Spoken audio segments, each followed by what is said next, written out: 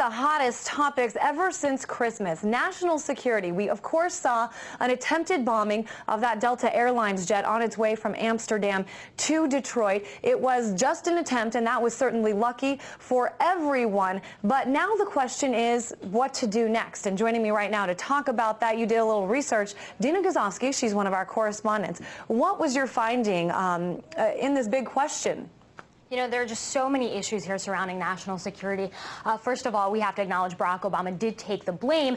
And so then people are questioning, wait a second, $75 billion a year for intelligence gathering, and you couldn't catch this guy? Meanwhile, his father is going to the State Department warning authorities about him. So people are really focused on that. The next thing that we have to consider is, what are the consequences? So you have all these kinds of new rules and regulations, something like you can't go to the bathroom an hour before the flight lands, you can't have blankets on there, and people are saying, you know, what else could the government do? And so I did a little bit of research for you, so check it out. It seemed to be the top national security story of 2009. The most notorious break-in since Watergate now has taken on a high-powered twist. Did you see the guys who were crashing the White House party last week? Kel and Tariq Salahi, the party crashers. Until Christmas Day, and countless pictures of underwear later. But luckily, it was President Barack Obama, not Umar Farouk Abdul-Muttalib, who dropped the bomb and took the blame. Ultimately, the buck stops with me. As president, I have a solemn responsibility to protect our nation and our people. And when the system fails, it is my responsibility. And that failure resulted in all kinds of new rules, affecting millions of travelers all over the world. No blanket or no bathroom or things like that. The purpose of those may be to make people feel better, really more than to prevent a plane from coming down.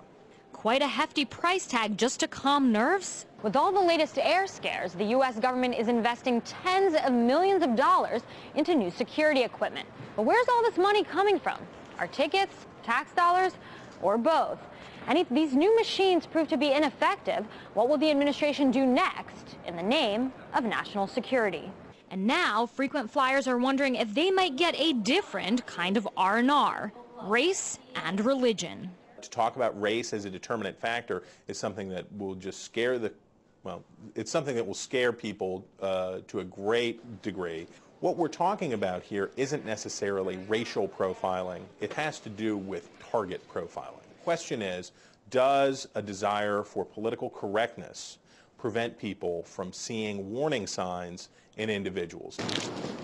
An answer to a question that affects Sikhs like Rajdeep Singh, whose religion prohibits him from taking off his turban in a public place. He says removing it in an airport would be more offensive than a strip search. Even if I pass through a metal detector without setting off an alarm, I am put into a cage in which I have to hold my hands up and where I'm asked to pat down my turban. In the meantime, other passengers are flying through security regardless of what they're wearing. And speaking of flying through security, how was security getting into D.C.? I really didn't find a whole lot of difference. I expected more. I didn't notice much change. I had no trouble getting through. Maybe I have an honest face. I don't think the security was that good before, and I don't think it's that good now. Though not much has changed for these folks, Singh fears that for him and his family, the worst is yet to come. This isn't an issue of political correctness. This is an issue of law enforcement correctness. We're setting a bad precedent with respect to our values as a country.